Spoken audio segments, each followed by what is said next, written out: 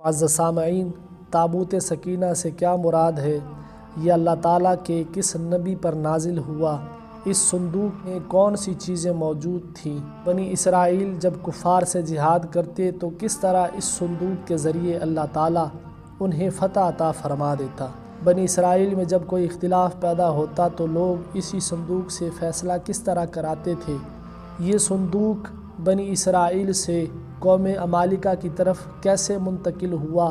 اللہ تعالیٰ کے حکم سے اس صندوق کو 4 فرشتوں نے اٹھا کر کس نبی کی خدمت میں پیش کیا، اور اس پورے واقعے سے ہمیں کیا درس ملتا ہے؟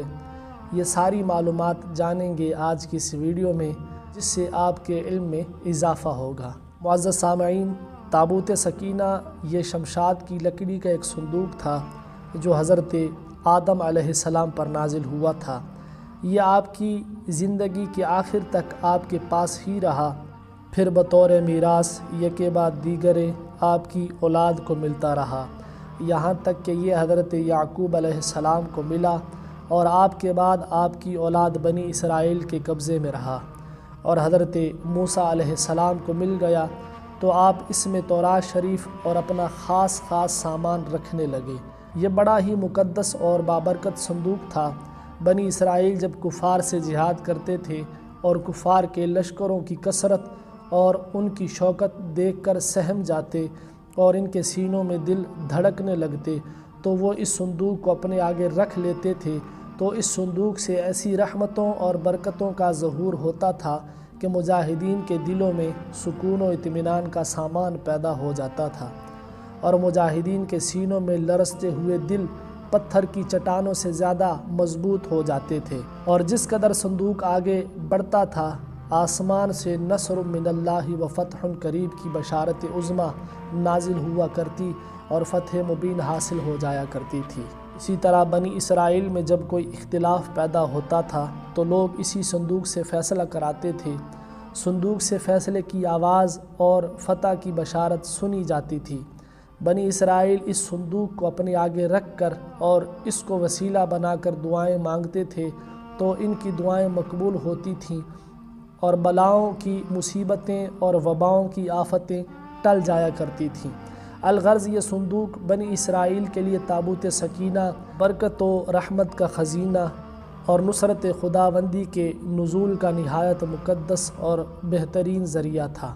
مگر جب بنی اسرائیل طرح طرح کے گناہوں میں ملوث ہو گئے اور ان لوگوں میں گناہ اور سرکشی کا دورہ ہو گیا تو ان کی بدعمالیوں کی نحوست سے ان پر خدا کا یہ غضب نازل ہو گیا کہ قوم عمالقہ کے کفار نے ایک لشکر جرار کے ساتھ ان لوگوں پر حملہ کر دیا۔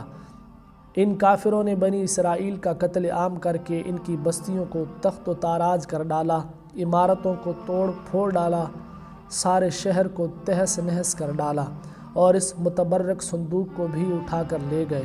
اس مقدس تبرک کو نجاستوں کے کوڑے خانہ میں پھینک دیا۔ لیکن اس بے ادبی کا قوم عمالقہ پر یہ وبال پڑا کہ لوگ طرح طرح کی بیماریوں اور بلاؤں کے ہجوم میں جھنجھوڑ دیے گئے۔ چنانچہ قوم عمالقہ کے 5 شہر بالکل برباد اور ویران ہو گئے، یہاں تک کہ ان کافروں کو یقین ہو گیا کہ یہ صندوق رحمت کی بے ادبی کا عذاب ہم پر پڑ گیا ہے، تو ان کافروں کی آنکھیں کھل گئیں۔ چنانچہ ان لوگوں نے اس مقدس صندوق کو ایک بیل گاڑی پر لاد کر بیلوں کو بنی اسرائیل کی بستیوں کی طرف ہانک دیا۔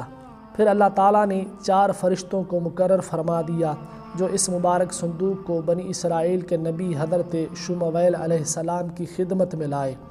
اس طرح پھر بنی اسرائیل کی کھوئی ہوئی نعمت دوبارہ ان کو مل گئی، اور یہ صندوق ٹھیک اس وقت حضرت شمویل علیہ السلام کے پاس پہنچا جب کہ حضرت شمویل علیہ السلام نے طالوت کو بادشاہ بنا دیا تھا، اور بنی اسرائیل طالوت کی بادشاہی تسلیم کرنے پر تیار نہیں تھے، اور یہی شرط ٹھہری تھی کہ مقدس صندوق آ جائے تو ہم طالوت کی بادشاہی تسلیم کر لیں گے۔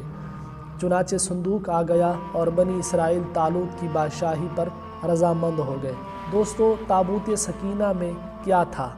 اس مقدس صندوق میں حضرت موسیٰ علیہ السلام کا عصا مبارک اور ان کی مقدس جوتیاں، اور حضرت ہارون علیہ السلام کا امامہ، حضرت سلیمان علیہ السلام کی انگوٹھی تورات کی تختیوں کے چند ٹکڑے، کچھ من و سلوہ، اس کے علاوہ حضرات انبیاء کرام علیہم السلام کی صورتوں کے حلیے وغیرہ سب سامان تھے۔ قرآن مجید فرقان حمید کی سورہ بقرہ میں اللہ تعالیٰ نے اس مقدس صندوق کا تذکرہ فرماتے ہوئے ارشاد فرمایا، اور ان سے ان کے نبی نے فرمایا، اس کی بادشاہی کی نشانی یہ ہے کہ آئے تمہارے پاس تابوت جس میں تمہارے رب کی طرف سے دلوں کا چین ہے اور کچھ بچی ہوئی چیزیں ہیں، معزز موسیٰ اور معزز ہارون کے ترکہ کی، اٹھاتے لائیں گے اسے فرشتے، بے شک اس میں بڑی نشانی ہے تمہارے لیے اگر ایمان رکھتے ہو۔ معزز سامعین، بنی اسرائیل کے صندوق کے اس واقعے سے چند مسائل اور فوائد پر روشنی پڑتی ہے جو یاد رکھنے کے قابل ہیں۔ نمبر 1، معلوم ہوا کہ بزرگوں کے تبرکات کی خداوند قدوس کے دربار میں بڑی عزت اور عظمت ہے، اور ان کے ذریعے مخلوق خدا کو بڑے بڑے فیوز و برکات حاصل ہوتے ہیں۔ جیسا کہ آپ نے سنا، اس صندوق میں حضرت موسیٰ علیہ السلام کی جوتیاں، آپ کا عصا اور حضرت ہارون علیہ السلام کی پگڑی تھی، تو اللہ تعالیٰ کی بارگاہ میں یہ صندوق اس قدر مقبول، مکرم اور معظم ہو گیا کہ فرشتوں نے اس کو اپنے نورانی کندھوں پر اٹھا کر حضرت شمویل علیہ السلام کے دربار نبوت میں پہنچایا، اور خداوند قدوس نے قرآن مجید میں اس بات کی شہادت دی، فیہ سکینۃ من ربکم، یعنی اس صندوق میں تمہارے رب کی طرف سے سکینہ، یعنی مومنوں کے قلوب کا اطمینان اور ان کی روحوں کی تسکین کا سامان تھا۔ مطلب یہ کہ اس پر رحمت الہی کے انوار و برکات کا نزول اور اس پر رحمتوں کی بارش ہوا کرتی تھی۔ تو معلوم ہوا کہ بزرگوں کے تبرکات جہاں اور جس جگہ بھی ہوں گے، ضرور ان پر رحمت خداوندی کا نزول ہوگا، اور اس پر نازل ہونے والی رحمتوں اور برکتوں سے مومنین کو سکون قلب اور اطمینان روح کے فیوز و برکات ملتے رہیں گے۔